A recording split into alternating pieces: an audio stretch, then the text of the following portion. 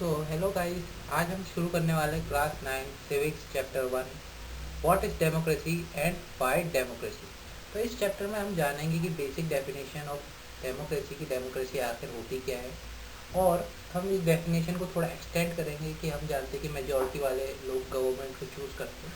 हम इस डेफिनेशन से थोड़ा सा आगे बढ़ेंगे। और फिर सेकेंड टॉपिक है हमारे पास वाई डेमोक्रेसी। क्यों इस वर्ल्ड में अब डेमोक्रेसी की मांग बढ़ने लगी है, क्योंकि पहले डेमोक्रेसी को कोई भी लाइक नहीं करता था, क्योंकि लोगों को लगता था कि एक सेंट्रल रूल होना ज़्यादा अच्छी बात है रेदर देन कि हम रिप्रेजेंटेटिव चूज़ करें और वो स्टेबिलिटी को प्रोवाइड नहीं करा पाएंगे। लेकिन अब बहुत ज़्यादा चांसेस हैं कि अब सारी कंट्री डेमोक्रेटिक बनना चाह रही है। So let's get started.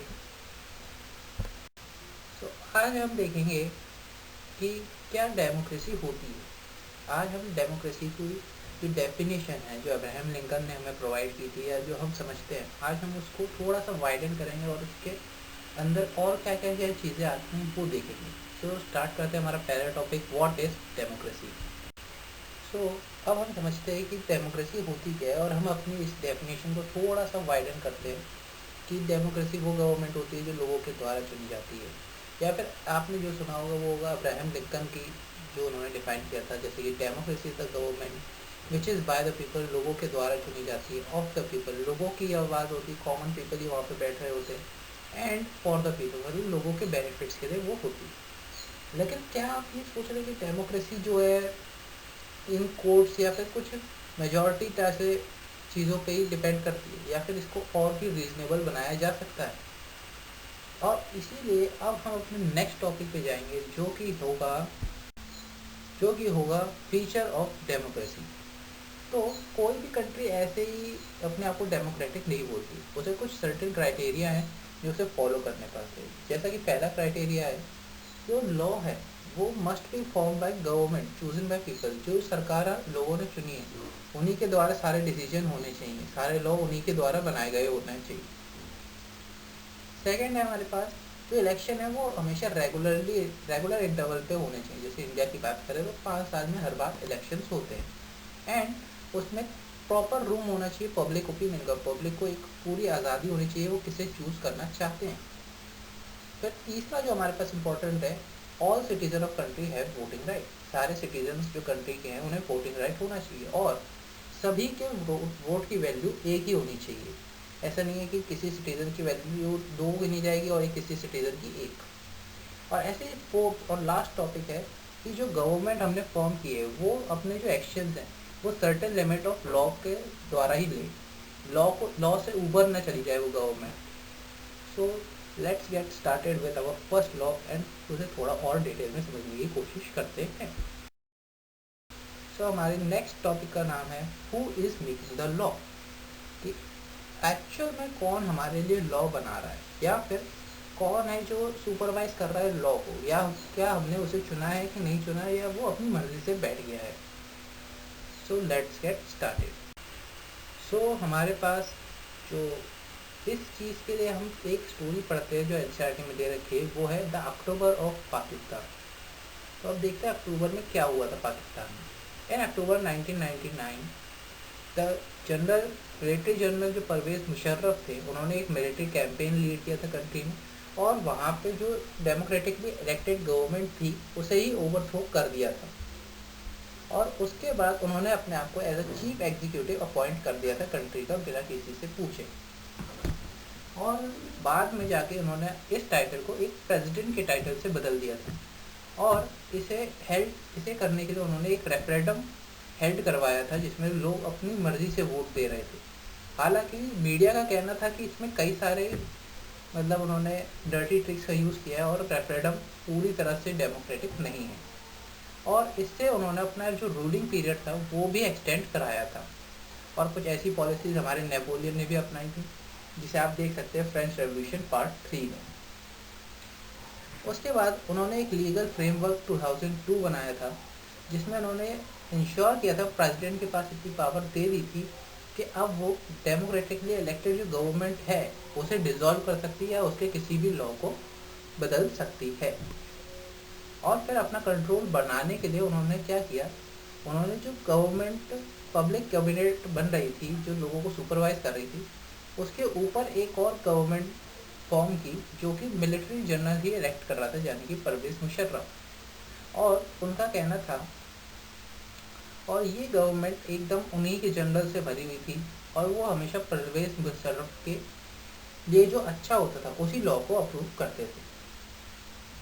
यहाँ पे हम देख सकते हैं कि जो पीपल है पाकिस्तान के, वो चूज तो कर रहे हैं गवर्नमेंट, लेकिन जो असली पावर है वो परवेज मुशर्रफ के पास है। इसलिए पाकिस्तान को एक डेमोक्रेटिक कंट्री नहीं कहा जा सकता। और यहाँ पे हम समझते हैं कि क्यों वहाँ पे मेजॉरिटी रूल कर रही है, मेजॉरिटी के द्वारा गवर्नमेंट तो बनाई जा रही है, लेकिन वो गवर्नमेंट एक्चुअल में कोई डिसीजन नहीं ले रही है। तो हमें अपना फर्स्ट पॉइंट जो कि था, जो गवर्नमेंट है वो ही सारे डिसीजन ले जो लोगों के द्वारा चुनी गई है, उसका एक क्लियर कट मीनिंग पता चल रहा है।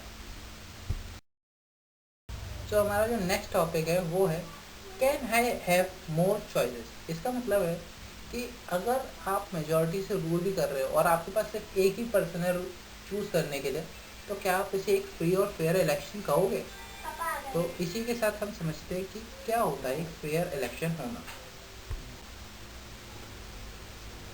सो अब हमारे पास जो नेक्स्ट टॉपिक आता है वो है can I have more choice. इसका क्या मतलब है, अगर आप मतलब लोगों के पास इलेक्शन कराए जा रहे हैं रेगुलरली, लेकिन और जो चूज़ कर रहा है वही सारे रूल्स भी बना रहा है, लेकिन आपके पास सिर्फ एक पर्सन है, आप इसे वोट डाल सकते हो, तो क्या आप इसे एक फ्री और फेयर इलेक्शन कहोगे भी? तो आप देखते हैं कि अब ये कैसे समझाया गया है हमारी बुक में। सो हमारे पास जो टॉपिक आता है अब वो है नीड समवन टू कॉम्पीट। मतलब अब जो हमारे पास जो स्टोरीज आ रही हैं वो दो कंट्री की है, एक है चाइना और एक है मैक्सिको। वो दोनों ही अपने मतलब देश में इलेक्शन तो करवाते हैं, और उनका रिजल्ट जो है वो काफ़ी सिमिलर है प्रीवियस ईयर से। तो क्या इसका ये मतलब है कि वहाँ पर जो पार्टी रूल कर रही है वो बहुत ही ज़्यादा बेनिफिशियल है या बहुत ही ज़्यादा पॉपुलर है? तो आइए इन्हें थोड़ा सा गहराई में समझते हैं। और पहले बात करते हैं हमारे पड़ोसी चाइना की। तो वहाँ पे भले ही इलेक्शन हो रहे हैं और वहाँ पे लोगों को वोट करने का भी अधिकार है, और वहाँ पे सारे लोग वोट भी करते हैं, लेकिन वहाँ पे जो पार्टिसिपेट करता है इलेक्शन में, जिसे खड़ा होना था इलेक्शन में, वो उसे कुछ सर्टेन क्राइटेरिया पार करना पड़ता है। जैसे कि एक जो क्राइटेरिया है वो participant must be from communist party. जो कम्युनिस्ट पार्टी चाइना की है वहाँ का ही एक पार्ट वही होना चाहिए एम्प्लॉय, कम्युनिस्ट पार्टी के लिए ही काम करना चाहिए। या फिर अगर वो अलग पार्टी से है तो उसकी जो पार्टी है वो कम्युनिस्ट पार्टी के साथ मिलकर काम करनी चाहिए। और तो इसी से आप समझ सकते हैं कि उनके पास एक्चुअल में कोई भी चॉइस नहीं है। आप या तो कम्युनिस्ट पार्टी को चूज़ कर सकते हैं या उसके एलाई, जो छोटे छोटे एलाई हैं उन्हीं में से किसी एक को आप चूज़ कर सकते हैं। फिर हम बात करते हैं मैक्सिको की, जो कि 1930 में आज़ाद हुआ था, और 1930 से 2000 तक 70 सालों तक सिर्फ एक ही गवर्नमेंट वहाँ पे रूल कर रही थी। वो बनाई जा रही थी PRI, पीपल रिपब्लिक के द्वारा बनाई जा रही थी। और इसके पास अपोजिशन भी था, मतलब यहाँ पे कोई तो कोई कम्पीट करने वाला भी था। तो क्या ये पार्टी इतनी पॉपुलर थी कि 70 सालों तक कोई इसे हरा ही नहीं पाया? तो अब देखते हैं क्या हुआ था एक्चुअल में।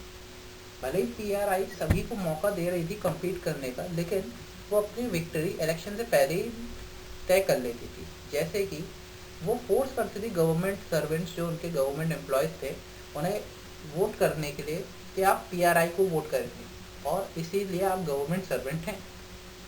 और फिर वो टीचर्स को भी फोर्स कर रहे थे कि पेरेंट्स को मोटिवेट करें कि वो PRI को ही वोट करें। और कई कई जगहों पे तो उन्होंने पोलिंग बूथ को लास्ट चांस पे ही बदल दिया था, लास्ट मिनट पे उन्होंने चेंज करवा दिए थे सारे पोलिंग बूथ। जहाँ पे उनके मतलब जहाँ पे वो हार रहे थे वहाँ से उन्होंने पोलिंग बूथ ही हटा दी।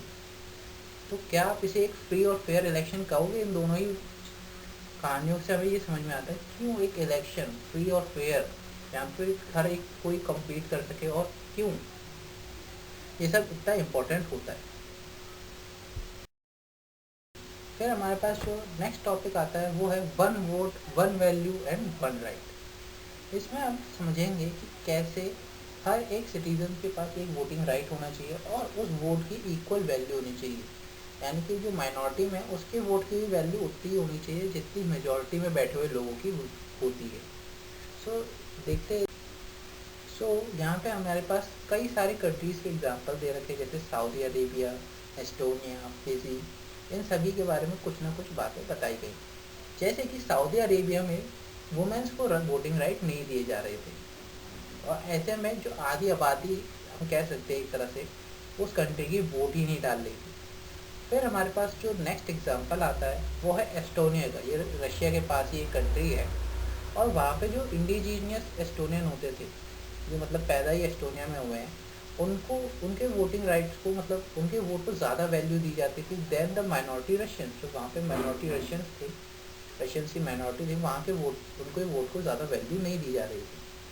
फिर हमारे पास नेक्स्ट और लास्ट एग्जाम्पल आता है फिजी का, जहाँ पे जो इंडिजीनियस फिजी थे उनके वोटिंग को और भी ज़्यादा वैल्यू मिल रही थी। जैसे अगर एक फिजी इंडिजीनियस फिजी वहाँ पे वोट डाल रहा है तो उसे 2 वोट के बराबर माना जाता था, जबकि अगर कोई इंडियन फिजी वहाँ पे वोट डाल रहा है तो उसके एक वोट को, वहाँ पे एक ही वोट की वैल्यू ही मिल रही थी। यहाँ पे हमें समझ में आ रहा है कि ऐसा कोई भी तरीका नहीं था जिससे माइनॉरिटी अपना कोई ओपिनियन वहाँ पे रख पाते। अब हम बताते हैं अपने लास्ट टॉपिक की तरफ, जो कि है हमारे पास जो इस चीज़ के लिए हम एक स्टोरी पढ़ते हैं जो एनसीईआरटी में दे रखी है, वो है द अक्टूबर ऑफ पाकिस्तान। तो अब देखते हैं अक्टूबर में क्या हुआ था पाकिस्तान में। इन अक्टूबर 1999 द जनरल रिलेटेड। हमारे पास नेक्स्ट टॉपिक आता है अ डेमोक्रेटिक डिक्टेटर। 1980 में रॉबर्ट मुगाबे ने जिम्बाब्वे की कंट्री के लिए एक इंडिपेंडेंट मूवमेंट लीड किया था, और वहाँ पे जिम्बाब्वे को आज़ादी दिलवाई थी, जिसके बाद उन्हें एज अ प्राइम मिनिस्टर वहाँ पे इलेक्ट किया गया था। लेकिन जैसे ही वो एक तरह से अपनी पावर में आए, उन्हें पावर में दी गई, उन्होंने अपने एक्शंस को ऐसे रिप्रेजेंट करना स्टार्ट किया जैसे कोई वहाँ पे डिक्टेटर रूल कर रहा हो। उन्होंने जो अपोजिशन के लीडर्स थे उन्हें हैरेस किया, उनको परेशान करने लगे।